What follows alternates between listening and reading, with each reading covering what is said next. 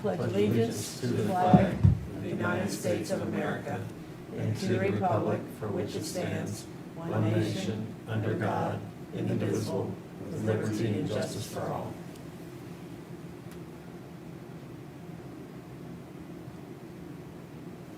Thank you.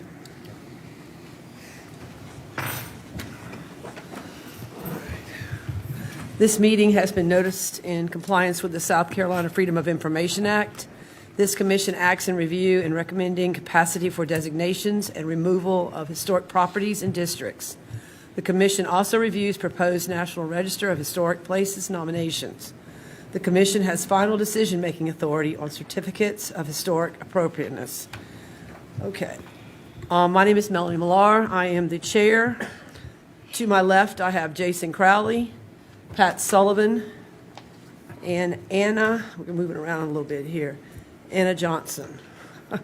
To my right, I have Donna Gardner, English Purcell, Pat Jones, English Purcell, and Michael Walsh.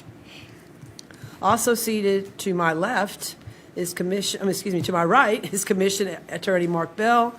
To my left is Joel Evans, Director of Zoning and Planning. Joel, would you please introduce your staff? Yeah, Andrew Millicent, Deputy Director, Monica Eustace. Annie Steele is taking minutes and votes. And Emily Pickett is at the podium. Marche Miller just walked in. And I think that Nikki Grimble is right behind that podium that I can't see. Yes. She is. Okay. Yep. And the person who was in the other room, that's Matthew Hussman. He was here before, so. I would like to remind you that in order to get a good recording of the meeting, for the minutes, please speak loudly and clearly into your microphones. Next agenda item is the approval of the minutes from the February 21, 2024 meeting. Is there a motion and a second? Motion to approve. Second. Staff, would you please call the roll? Chair Millar, Aye. Vice Chair Crowley, Aye. Commissioner Johnson, Aye. Commissioner Jones, Commissioner Gardner, Commissioner Purcell, Commissioner Sullivan, Commissioner Walsh. The ayes have it. Thank you. The next agenda item is the election of officers for the Historic Preservation Commission Chair and Vice Chair. The Historic Preservation rules and procedures state that before the close of the March Commission meeting, the current chair shall call for open nominations, and members will select by majority vote of the membership one of its members as chair and then one of its members as vice chair for the new year. The newly elected chair and vice chair shall begin their terms upon completion of the meetings in which they are elected. At this time, are there any nominations for the Historic Preservation Commission chair? I nominate you. Thank you. Any other nominations for chair? I'll second that nomination. Thank you. There has been a motion and a second. There are no other nominations. Staff, would you please call roll? Chair Millar, Aye. Vice Chair Crowley, Aye. Commissioner Johnson, Aye. Commissioner Jones, Aye. Commissioner Gardner, Aye. Commissioner Purcell, Commissioner Sullivan, and Commissioner Walsh. Aye. The ayes have it. Thank you. Are there any nominations for the Historic Preservation Commission of Vice Chair? I nominate Mr. Qualley. All right. There's a motion. Is there a second? I second it. There's been a motion and a second. Staff, if there are any other nominations? Hearing none, staff, would you please call the roll? Chair Millar, Aye. Vice Chair Crowley, Aye. Commissioner Johnson, Aye. Commissioner Jones, Aye. Commissioner Gardner, Aye. Commissioner Purcell, Aye. Commissioner Sullivan, Commissioner Walsh. The ayes have it. Thank you. Madam Chair, I have just one correction to the February minutes.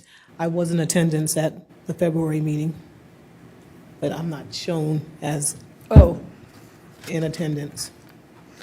okay. Will make a correction? Thank you. Thank you. Oh, Madam Chair, Yes. I'd just like to thank you and Mr. Qualley for continuing in your service. Y'all have been doing such a great job, as you obviously can see. Thank you. Ms. Johnson, I appreciate that. It's been quite a journey. But I appreciate your confidence, and I will continue to serve the best of my ability. Thank you. Emily will show you the journey we've had. And now, and that being, said, Emily, would you please take us on a 2023 year in review presentation? Absolutely, happy to do so. Just wanted to celebrate some of the accomplishments we have achieved over the past year. So I'll make this very brief. So we had 10 meetings over the course of the 12 months last year, and we reviewed 34 applications. Now, those applications were comprised of one historic property designation and 33 certificates of historic appropriateness. Of those certificates of historic appropriateness, this just shows the breakdown as they fit within each of our 3 Charleston County local historic districts, and then also properties on the National Register. So you can see we saw the most applications in the 10 Mile Community Historic District, followed shortly up by the Phillips Community, then all just National Register properties in general, and then we had very few applications in the B Field community on James Island last year. So of the Certificate of Historic Appropriateness applications, the overwhelming majority of those, almost 70%, were approved by the commission. A little under 25% of those applications were denied, and then 6% of the applications were deferred and have not yet come back to the commission at the time that this presentation was drafted. So let's talk about those denied applications. So the first one was a request for 21 single-family dwelling units on a property off of Seafood Road within the 10 Mile Community Historic District. County Council has since settled an appeal from the applicant regarding that development project. Similarly, a request for 11 single-family dwelling units on Watson View Drive, also within the 10 Mile community, was denied by the commission, and County Council also settled an appeal from that applicant as well. Not to sound redundant, however, a request for 10 single-family dwelling units on Gadsdenville Road, again in the 10 Mile community, was denied by the commission when their CHA application was in front of them, and County Council also settled an appeal with that applicant. Now, the last one on the screen was a request for retroactive and proposed clearing and grubbing, as well as the addition of a gravel driveway. This was a property in the Beefield Community Historic District. Since the commission denied that application, the property has changed hands, and greenbelt funding for a community park has been approved for this site by County Council, and that was done in November of last year. So just to close out the rest of the denied applications, a barn dominium within the Phillips Community Historic District was also denied. The applicant had revised their plans and submitted a new application. So I'll just pop over to that case number ending in 82. So they resubmitted for a barn dominium again on the same property, and that was ultimately denied by the commission, and County Council settled an appeal with the applicant for that case. There was also a request for a single-family dwelling unit on Beehive Road. That was denied by the commission. Council settled an appeal with that applicant as well. And last but not least, there was also a request for another single-family dwelling unit on the Phillips community off of Parker's Island Road. Habersham Road, and that was settled as well by County Council, an appeal from the applicant. So that's all I have, but I just wanted to thank you all so much for your time this year. I know it's been a lot of effort. We really like working with you all as a commission. So if there's anything we can do on the staff end, please don't hesitate to reach out. We're here to support you all. Thank you. Emily, I would like to thank you for your level of professionalism, and you're always very thorough and just give us unbelievable information. So again, thank you. Thank you very much. That's very kind. Madam Chair, I have just one question. Yes, and, ma'am. forgive my ignorance on this, but where it says County Council settled appeal from applicant, what does that, entail? Yeah. What was the, Perhaps Mr. Bell would be able to elaborate more on that. thank you. Of course.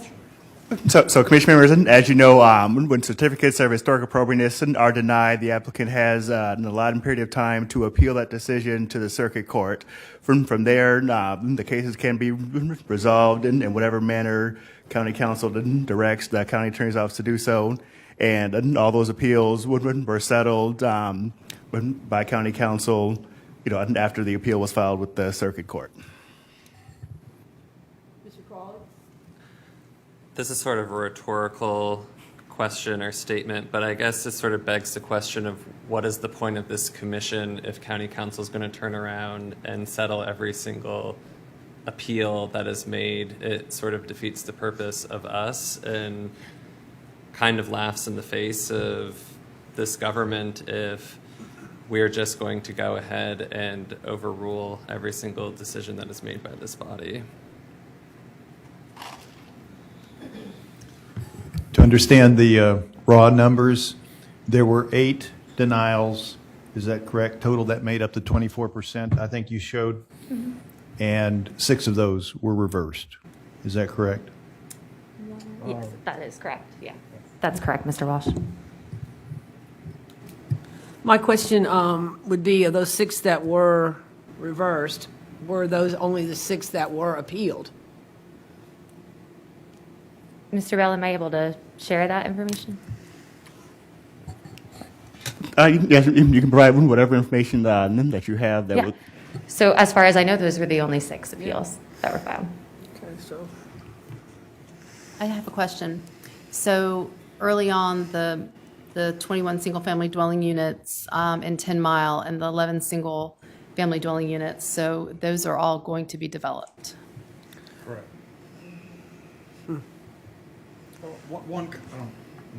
One comment I did want to make, and the report doesn't reflect it, and we can look at doing it next time around. But in response to the commission's role, there were quite a few applications, if you recall, that the commission requested that there be changes to the application, and they came back with those changes. And then the HPC wound up, voting and approving of those. So, I mean, I think as far as this past year, that is something that is, I think, showed a little bit of the role of the HPC. And also, too, before an application gets to the HPC, staff does make recommendations to the applicant of what should or shouldn't be, in an application, and that there's enough information for the HPC to make that decision about the architecture and materials. So there's a role here still. Yes. Okay, when we reviewed the potential developments on Seafood Road, Watson View Drive, Gadsdenville Road, we unanimously denied that, and then the Planning Commission turned it around. No. Not County planning, council. county County council. So Planning Commission wasn't involved at all. Not with the applications that you saw, no. So they were changed? No. So you saw the applications that came before you, the HPC denied them, and then it went through the process that Mr. Bell described of appealing to circuit court, and then those get presented to council as to what council wants to do with those applications, and they were settled. Ms. Sullivan, I believe you're thinking of when the plats were appealed, not at our level, but when the plats were appealed at Planning Commission by another party. That's, I think, what Yeah. Planning Commission. Yeah. I'd like to point out, if anybody wants to drive over to 10 Mile, you can see what they've put up. And it might give you pause in what happens, what we do in the future. I think awareness is obviously always a good thing, but I think that we're all kind of on the same page with Mr. Crowley. Of course I am. I know that we have a role, but it is a little bit disconcerting to see that we are, that we're constantly overruled. But I understand that there's a role. So I guess we'll just continue to be educated and grow from what our responsibilities are. Could I ask Ms. another Sullivan? question? Yes? HIST 07230090, in the Phillips community, it says County Council settled appeal from applicant. Could you refresh us on which one that was? I would be happy to do that. So that Thank you. was the contemporary style house proposed on Habersham Road. The commission deferred at their first hearing of the case, and the applicant chose to make no changes to their design.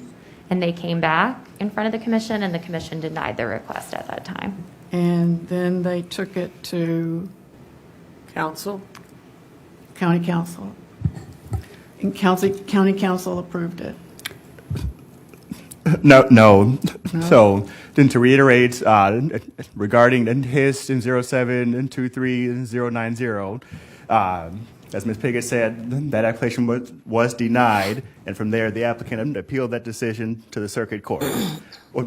Once it was appealed to circuit court, and it became an active case, that case was presented to the county attorney's office. Our office then presented county council with an option of what would you like our office to do.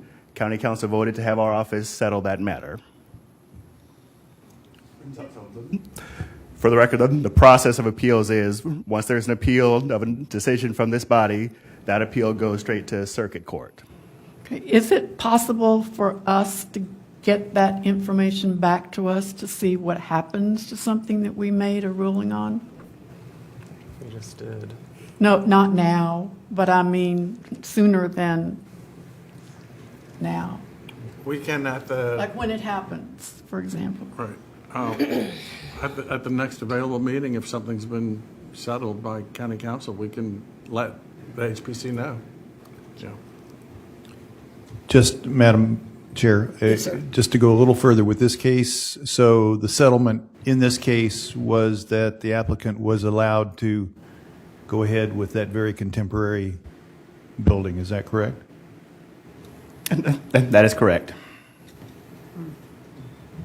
Madam Chair, and not Yes. to be redundant, but in regard to what Joel said earlier about this commission having a role, could you kind of flesh that out? Because I don't really see, I now, like Jason, I don't really see our relevance. yeah, I can elaborate again. I think there were a number of cases, we didn't tally that up, where it was presented to the Historic Preservation Commission. There were requests to make changes to the architecture of some sort, and the applicant would come back, and the HPC would review that again and decide whether or not to approve it or not. So the role in that sense was to, hey, applicant, you're close, but it still doesn't meet as far as, meet the criteria as far as we can see. If you make these changes, we think they might. And there were several cases that this commission reviewed that did that. Thank you, Joel. I don't mean to be a stick in anybody's craw. But how many of us really believe we still have relevance? If we could do an informal poll. I think that most of us would probably feel that we're an advisory of group, and especially in my opinion, speaking for myself, the 090 specifically, that really shows that they can move forward without anything being done. And that's the one that really impacts me the most. That young man, that person who came up in front of us said that he was going to make no changes after we deferred this, and then comes right back and it was able to get the specific plan that he wanted in the first place. And so I understand, Ms. Jones, your opinion. It makes sense, and I agree. I mean, I think we're all using our time. We're all history lovers on some level. We're trying to make a difference in our own way, So I think that we're still in a place that we're really not understanding our role.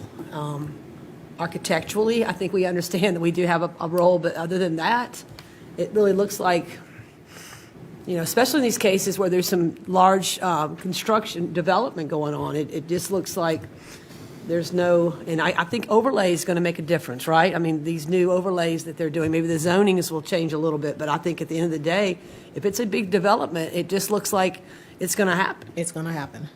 I concur.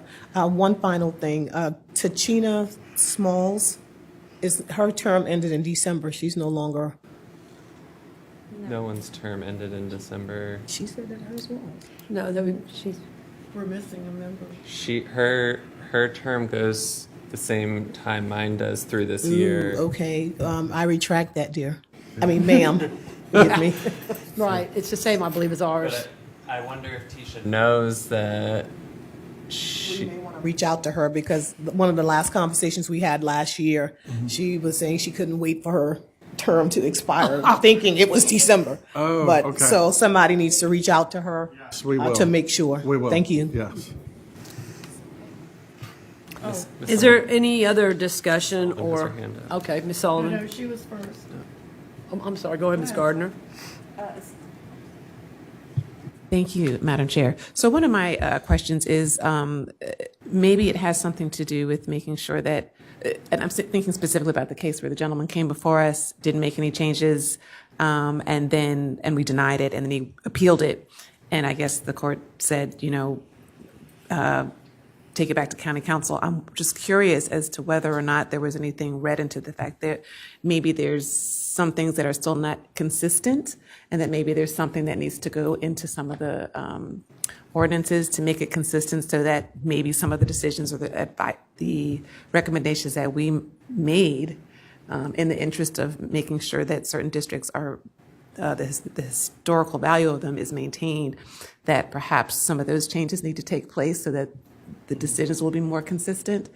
I mean, the way I'm seeing is that if he was able to appeal it, which sort of like in our face, we said, well, we made recommendations and you chose not to agree with that. I understand he was trying to make a difference in the community, but he didn't even, agree with any of the recommendations he made and was like, well, you guys don't matter anyway, I'm just going to appeal it. And if the court is saying, well, there's nothing specific in here that says he has to use that material, so I'm going to send it back to county council. So is there something missing that maybe we're not? That's not the process. Okay. The process is the county is not willing to defend its own ordinance and its own commission. Okay. Okay. But addressing the other issue of something missing, as you all have probably heard, we are in the process of trying to make amendments to the ordinance to help with that situation to some degree. We're hoping to get an avenue for a district to be able to, for county council to be able to adopt an area character analysis of some sort. And there's a process built into the amendments for the ordinance to do that, which can have kind of architectural standards that go along with it.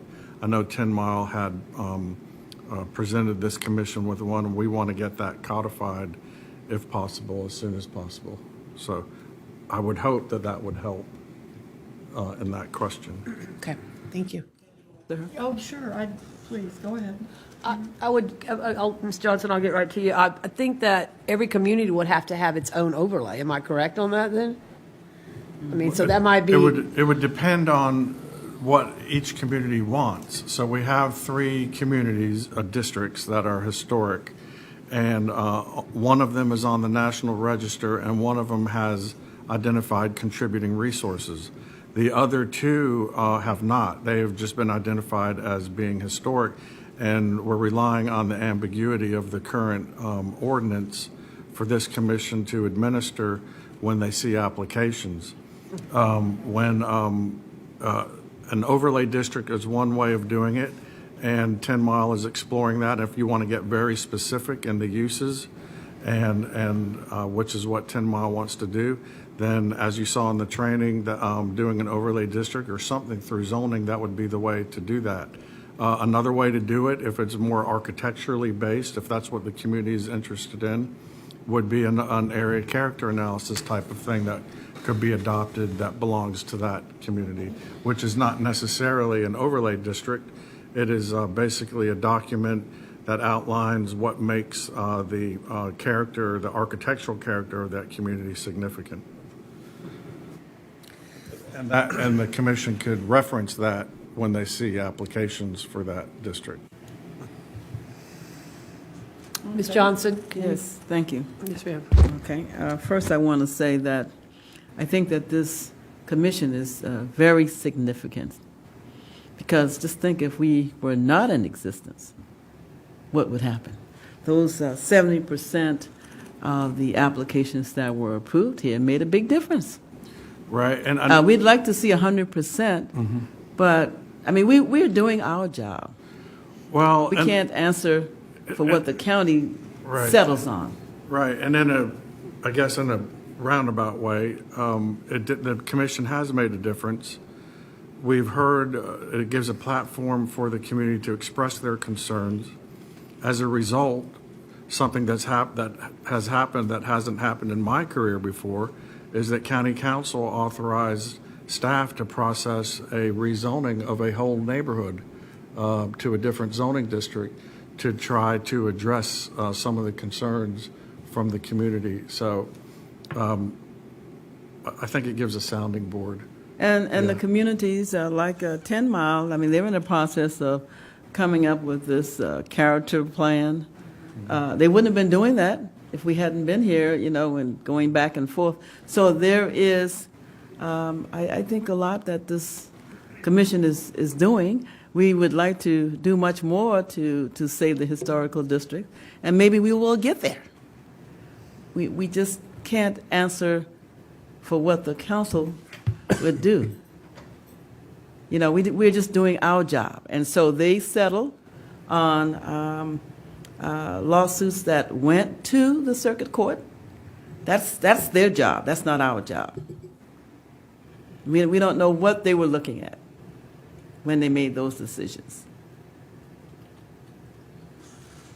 Thank you. I wonder if there's more training or more that we could read or more something that would allow us to be more discerning or better in our assessments and our feedback to the applicants. Either reasons for our denial or comments that we can give to the applicant of, well, if you do this and this and this, we think it would help your application fit better into this historic district. I don't know how the other commissioners feel about that. Do you feel that you have enough information and training to give I would like to respond. good criticism and recommendations? Well, I'm just thinking about the one gentleman that came before us, that I think in the Phillips community, and we made a recommendation, and he absolutely refused to do that. So to me, that's politics that's going on here. And we just don't have any control over that. We did our job according to what we know to do. And I certainly looked at the information that was given to me, and we're looking at, yes, the community itself, the character of the community, that's what we want to protect. So we as far as I'm concerned, we made a recommendation, we did our job. I wish we were the Supreme Court, but we're not. No, we're not. Mr. Crowley? To respond to you, Ms. Sullivan, and something I had mentioned to Mr. Evans before the meeting started, based on the information that we were just listening to in the training prior to this meeting, I would personally recommend, if possible, that the county re-explore with the State Historic Preservation Office opportunities to become a certified local government to help continue to provide additional resources to the commission, to staff, to council, to the community. I mean, it's a resource that most local governments in South Carolina and across the country take advantage of, and I think it would benefit everyone involved in Charleston County to have more funding and resources available if we choose to have it. And I don't know what the harm would be, but except potentially positive. Madam Chair. Just to shift gears, not really so much with a couple of the previous comments having been made, but I would like to talk about our process a little bit more. And this is a soapbox I've been on in a couple of meetings. And I think I've pointed out that what we have done with some of the applicants is to give them these very specific recommendations. Change the roof line, change the exterior, raise it off the ground, whatever it may be. They come back, they have done those things. We still have a product that, deep in my heart, I don't think is appropriate for the community, and yet we can't move the goalpost. They've done what we asked, and I feel like we have to approve it. So in this 69.7% of the applications that have been approved, you know, very honestly, there's some that I'm not terribly proud of. I think, excuse me for continuing, but having recently read, I asked the ladies to send me the area characteristic, or is that right? Characteristic analysis? Area, that was an extremely enlightening document for 10 Mile. And I think we should be doing something more in the neighborhood of saying to the prospective home builder, look at this analysis. Look what this community looks like now and has looked like in the past, and come back with something that is more in character with this community. I just don't think we necessarily do ourselves a service by giving the very, very specific nitty-gritty little recommendations on changes. To Mr. Walsh's point, to build off from that, I do think that that is a significant positive with the proposed amendments that are going through county council right now, is being able to make that change to the ordinance to enable the communities that have already been designated to build that baseline retroactively in the instance of 10 Mile and B Field. I do think with Phillips, the nomination, the National Register nomination, that designation report provides pretty much most of that information. But I think being able to adopt the 10 Mile area character appraisal and being able to support B Field to create one, and then moving forward, new communities that come in with designation nominations, having that at the time of the nomination creates that baseline documentation of what it is that we're looking at for future applications. Because you are correct, in my opinion, that we have to have something to look at so that we are making sound judgments and not being arbitrary or capricious. I mean, we are in many ways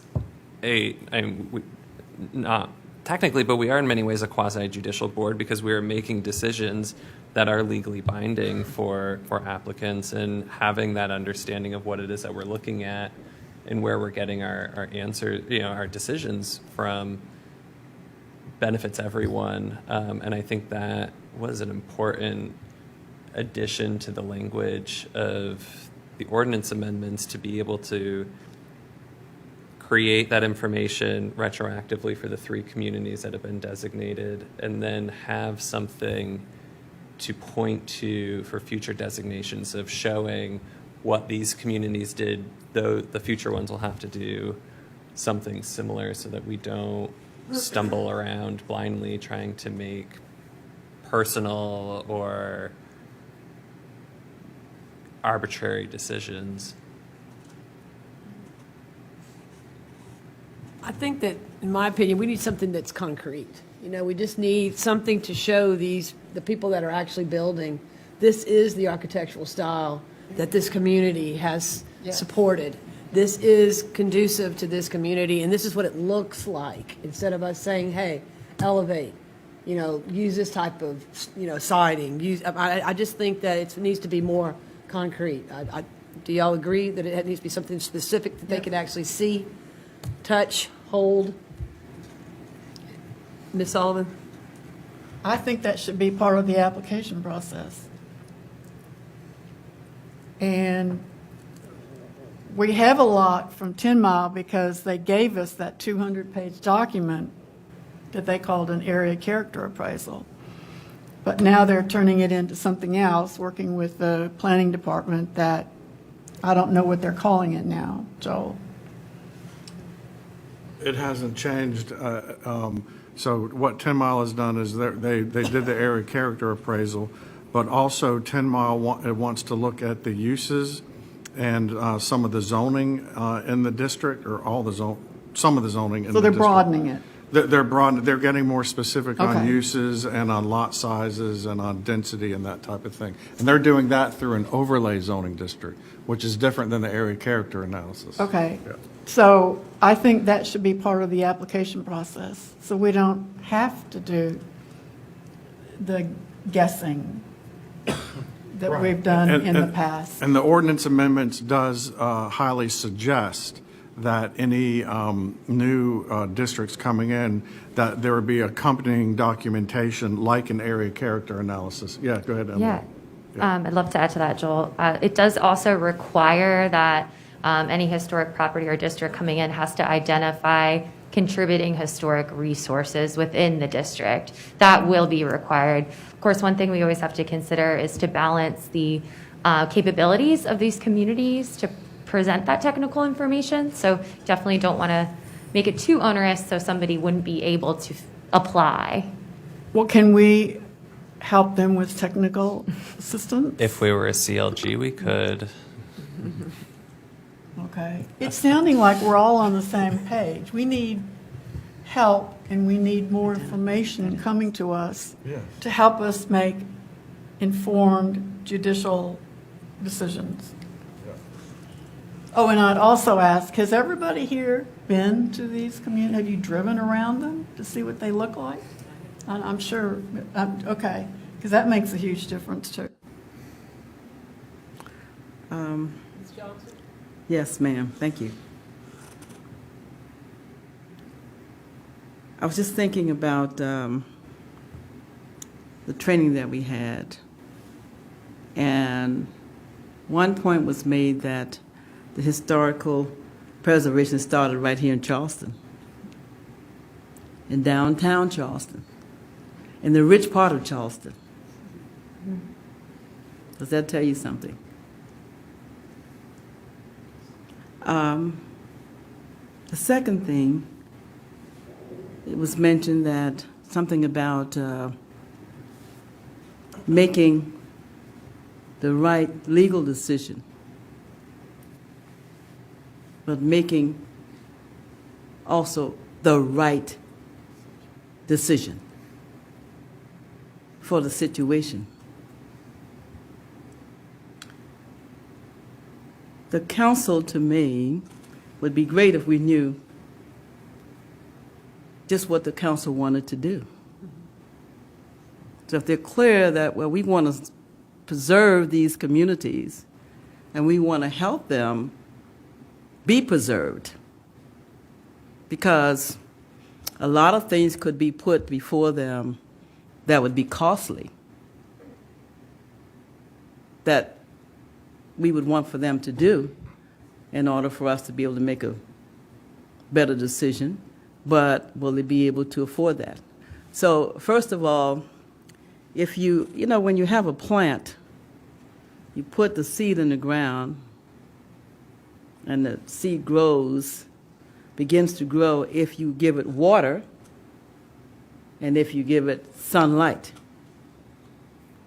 And of course, if you add soil, that's good too, but it'll grow in water. So whatever you give the plant to help it sustain itself depends on what kind of plant you end up having. So you don't put any sunlight, then you're not going to see a healthy looking plant. If you put fertilizer, you will see a much healthier plant than one that didn't have fertilizer. So you got to give the community some help for it to flourish the way you may perceive it to be. You want to see it to be. But if we don't have the tools that comes to us to allow us to do that, well, we just won't be able to do that. So if it's clear that council wants to save these communities and they want to see it flourish, then I think they should give us the tools to help us do that. But it should be clear that that's what they want to do. Maybe that's not so clear. I've got a question for Emily, and I think this will kind of piggyback on Ms. Johnson's statement. On that 69.7 approved application, can you give me how many of those were designated communities that we approved? I mean, that's where our approval went. I mean, we designated all these different communities or places and as historic. So this was just 2023 year in review. So the only designation application that was viewed by the commission last year, if you'll remember, was Backman Seafood, which has been deferred until the ownership issue gets rectified. So the commission did not approve any designation applications in 2023. Were these renovations, a lot of them then? Because, I mean, obviously the 6 that were appealed were developmental. I mean, they were new construction. Yeah, the approved applications varied from, I mean, there were a lot of renovations and I think different things that they new wanted to- mobile homes, new single-family Solar, homes, solar adding, okay. panels. So- Yep. Mhm. But when it came down to the building, that's where the tires hit the road, if you ask. That's where all of a sudden it changes when something's denied. So I just think that's something we need to take in consideration, where the approvals are stopping, when they are denied, what happens after that, and what they deal with mainly. Madam Chair. Yes. Thank you. Emily, I just had a question. So for the applicant who appealed and the county council said, go ahead, regardless of what the HBC said, in that case, that was in the Beefield district, correct? Were there any character appraisals there that indicated what the standard was? Because I kind of remember what he was saying in his arguments was that, he wanted to build this house. I mean, he made no changes at all whatsoever with what we I think that was Phillips. That was Phillips. I'm sorry, in the Phillips community. Were there any character appraisals there? And, you talk about a foundation. So what are we allowing them to do? What's the standard that we're saying, okay, this is how it should look? If he's saying, but the only thing there are just, mobile homes, but you're not going to let me, improve, this property by putting a house here and putting on it what I want, not what you're recommending, but what I want. But you're telling me I can't make anything better than a mobile home? Mm-hmm. So what standard, that's what I'm looking for, is that standard that we can say to them, and we can also, if we're denying it, we can say in writing when it goes to the county council, we denied it because this is what it says in the ordinance, and he did not comply with that, or she did not comply with that, or they did not comply with that. Where is that? Yeah. So for this case, which was in the Phillips community, of course, has their application that was approved by county council for the local historic district designation. Mm-hmm. They also have an extremely robust National Register nomination where they had to go through every single property and note every single historic structure and otherwise any structure in general on the property. They clarified whether or not it was a contributing historic resource or non-contributing within the district.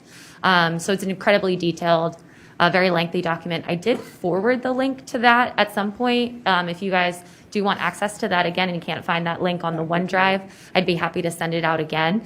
So that's the documentation that we're using to craft our staff responses for applications in the Phillips community. Thank you. Of course. I have to say one more thing about this. When that gentleman came and brought us the building for Phillips, that was not in compliance at all with the area, the character of the community. It was not. And I think some of us wanted to try to help him be able to build on his grandparents' property. But come on, y'all. We know doggone well that house was not in the character of that community. It wasn't. And, council voted on that. That's why I said, I just don't know. Depends on what council wants to do with the community. Do you want to help the community be sustainable? Because once we approve a house like that, the next one, and the next one, and the next one. But we've done that in some, and I can agree. I can And, agree and with when Mr. that Walsh that there have been happens, some we've done that. then so you're on a road where you are And we didn't- causing the and- community to be extinct because they're not going to be able to deal with the taxes. They're not going to be able to keep up with that kind of building that he had. I agree with you, but I'm saying we've voted on cases before it even went. It didn't even have to go to the council. We've made that decision. I think in one case where it was that the building was almost 4,000 square feet, I think.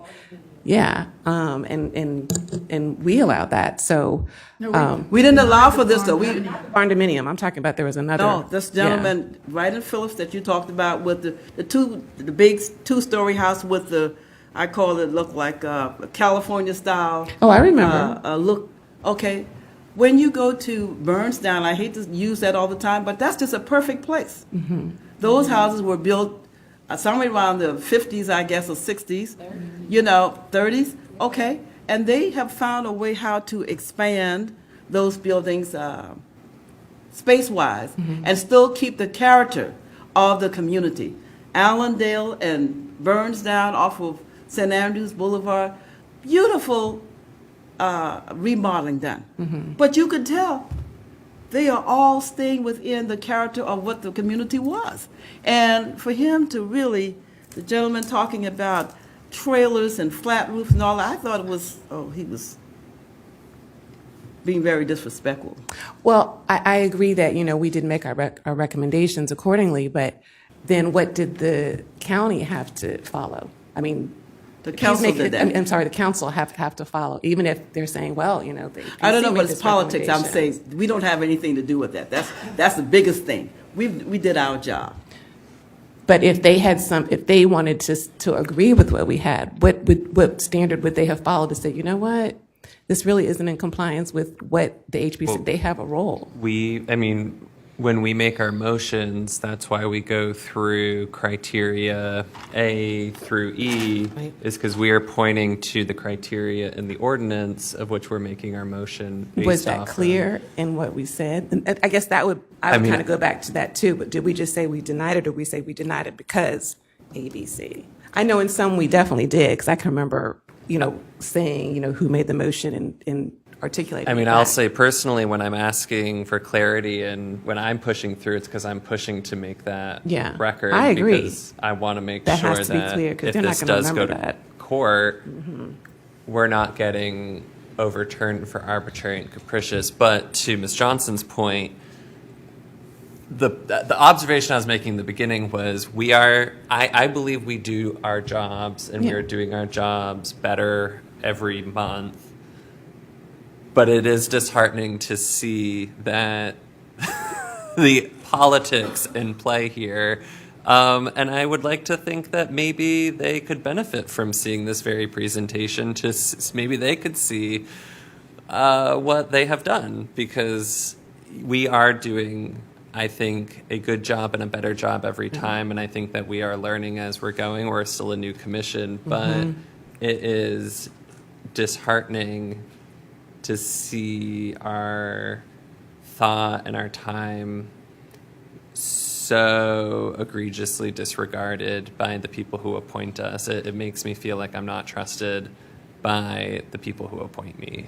And that is where I get discouraged. But I do think that the 9 folk up here are putting a lot of time and energy into it and putting a lot of thought into the process. And I think that we've come a long way, and the community is more engaged, as you pointed out, Ms. Johnson, than ever before, because we are here giving them a platform, which is what I want to keep preserving, as well as the ability for the public to advocate for themselves on behalf of their own communities where they didn't before, because these communities did not have a place to come and respond and even know about what issues were going on before this commission was created in many instances.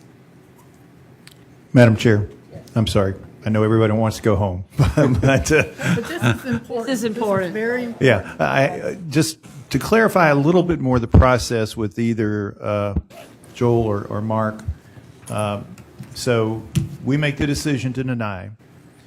The applicant takes it to circuit court, and then somehow the word goes to county council that this suit has been filed. Is that right? Yes, and that's correct. So the process is whenever someone receives a CHA or is denied one, people have an opportunity to appeal that decision. That decision goes to circuit court, and then from there, the county is served with a lawsuit. Anytime a lawsuit is filed in the county council is alerted and is aware of that.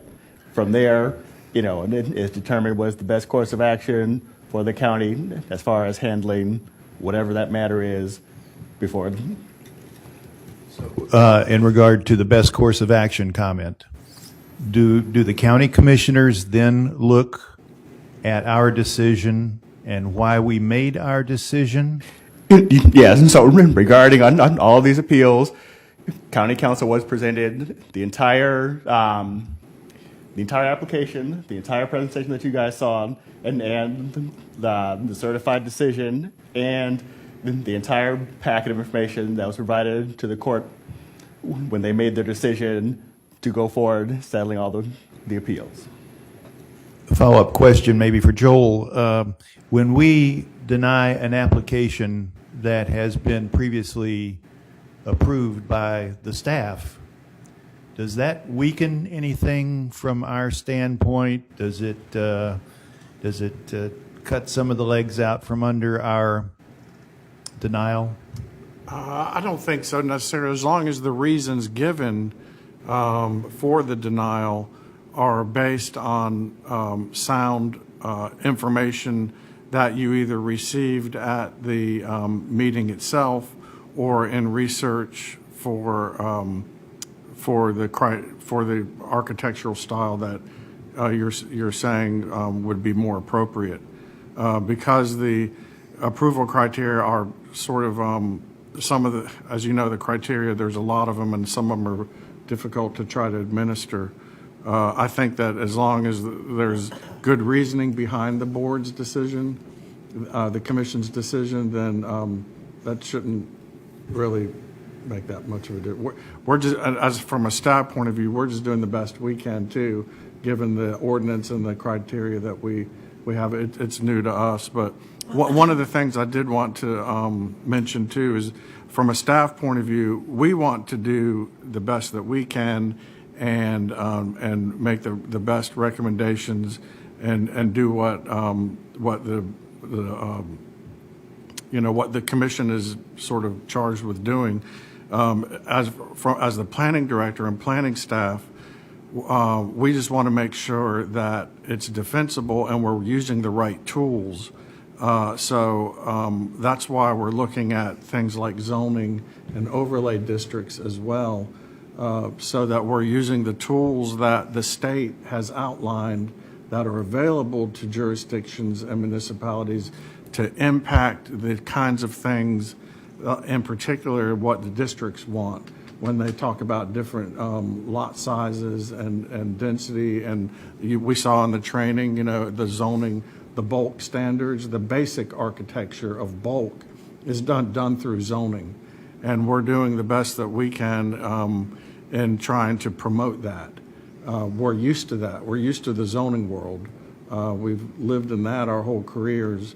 The historic preservation aspect of it is a little newer to us. And I think the best way for us and the commission to be successful is that we use all the tools that the state has outlined that are available to us to make these impacts. That's what we're trying to do. I have a question. Can you explain to us? Turn your mic on, please. It is on. Oh, I can't. Oh, sorry. Is that better? There you go. Could you explain to us the amendments to the ordinance? What, I mean, I know we've gone through it, but it's been several months. And what is council struggling with in regards to that? So I can let Emily talk about do you want to go over the whole ordinance amendments? Not the whole thing. I'm just trying to understand, because so many of the advocacy groups are very much for not accepting the amendments, and I'd like to know why, and just in a nutshell. Some of them have not been exactly super clear about what the issues are, other than it does seem like the issue of subdivision plats not going to Historic Preservation Commission for approval for a CHA seems to be a big sticking point. And, you know, I don't know what to say. That goes back to what I was describing about us using the tools that the state law provides certain boards and commissions to use as they're acting as a jurisdiction. That seems to be like one of the bigger sticking points. I think, as Commissioner Crowley said, there are other things that are big positives, and it hasn't been all negative. The idea of getting these area character analysis as part of a standard operating procedure for a district, having approval criteria that are not so ambiguous, and all of those things collectively, I think, are, number one, we want to be working within the parameters that the state lines outlines for us. And number two, we want to have as clear and concise approval criteria through these other documents. And I think that will help the commission tremendously. In the last meeting, it sounded more like from the community perspective, they just wanted a couple of workshops to fully understand, you know, the ordinance in general. We have met with, we had two community meetings out in the 10-mile area and 6 or at least a half a dozen others on smaller community groups with other settlement communities that wanted to become not just the current ones, but other ones that were interested in doing it, and went over the ordinance. But it seems like, and we've made copies and sent them out and asked for people to give us questions, but it seemed like they waited till the council meeting to say that they didn't read it. So we're going to go out and try to do that later on. Have these meetings, excuse me, I was just going to say, have these meetings been attended in good numbers? Sure. The community meetings we went out to several months, or December, yeah. We had about 75 to 100 people attend the first one. Which, That was the Wando Library. that was Yeah. in general. And- It wasn't at, like, Snowden. No. That was in general, yep. 75 or 100 people at Wando Library. That was the general one. And then we had one here in this room a couple weeks later, or the next week. And that was attended by about 14 or 15 people. Some of the same people, some newer. There was more attendance for obvious reasons out at the Wando Library. So we'll be doing that again April 11th and April 20th, and we'll be sending notifications out.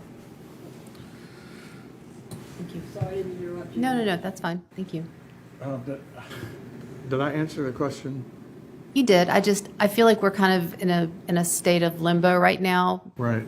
And we went over the amendments, yet they're not in place yet. So Right. it's kind of hard to, seeing these numbers, it's kind of hard to be enthusiastic. But I'm hoping that, if the amendments do pass, that we'll be off to a fresh start and we can all work together to protect these communities, but also let the property owners build their homes. And I'm wondering if the word will get out that if you don't like what the commission says, like if we deny you, then you can just take it to circuit court. I don't think we can control That's that. that's but yeah. I'm just, I understand that. I think. totally get that. I think the world that we live in, what the government processes, there's a due process for everybody, whether you're the applicant or whether you're a community member.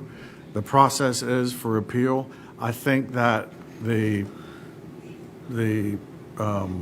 trick is, or what we want to try to strive for, is when there is an appeal, that we have a really good decision from the board that can be as defensible as possible. and what's the definition of a really good decision? I think a good decision is based on all the things we're talking about, is having documents that belong with the district, that have the architectural standards, that it's based on the criteria of when a district is created. This is the way it should be. So it's very clear that when the board makes the decision, they were not making the decision based on popularity at the meeting of what the community likes or not, but it's based on the documents and the area character analysis or the or contributing resources that went along with the creation of that district. Okay, and one more comment.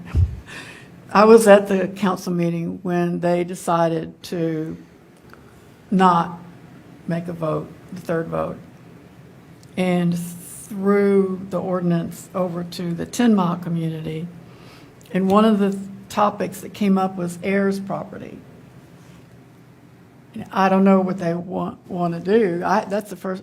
I'm very aware of heirs property and the problems it causes, but that's the first time I've heard heirs property come up.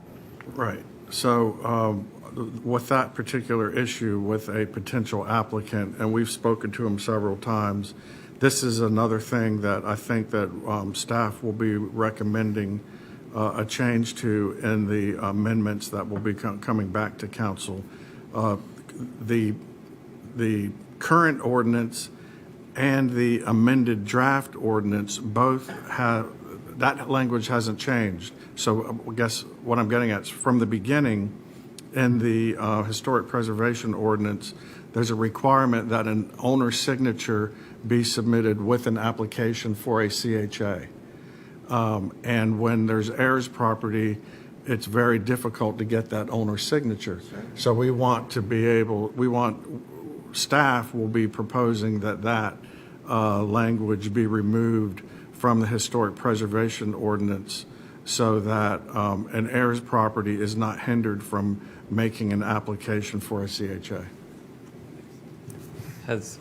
Just to build off from that, this is more curiosity. Have you all solicited any advice with that regard from like the Center for Heirs Property or any other heirs property expert, just to on either direction of what any potential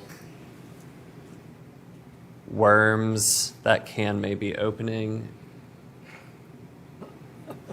Well, so to make the distinction of where we are with this, that language is in the current historic preservation ordinance.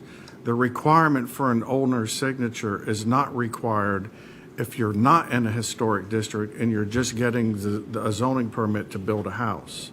Oh, Right. so this could potentially just create consistency across the Correct, board. correct. The one place in our processes that we do require an owner's signature is in our subdivision process and the platting process.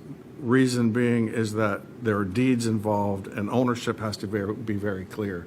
You can't subdivide off your neighbor's property and call it yours without the neighbor knowing. I have a final thought, and I really believe that we're all making a difference, and I appreciate Ms. Johnson's statement, because we wouldn't be here if we didn't.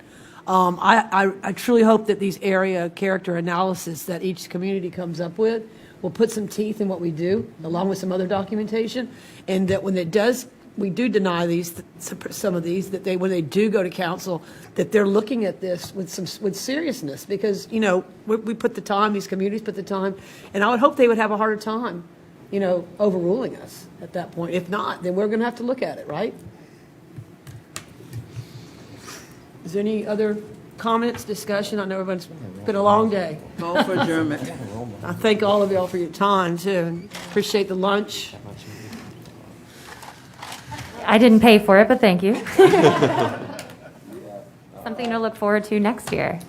All right, well, if there is no further business, this meeting of the Charleston County Historic Preservation Commission stands adjourned. The commission will hold its next regularly scheduled meeting on April 17th, 2024 in council chambers. Good evening. All right, good evening. Do we have Okay, applications good. next month? We do. Emily, how many applications we got? Yeah, no problem. So in April, we have one application for roof-mounted solar panels in the 10 Mile community, and then we'll also be seeing 2 old business cases come back. Those are the 2 single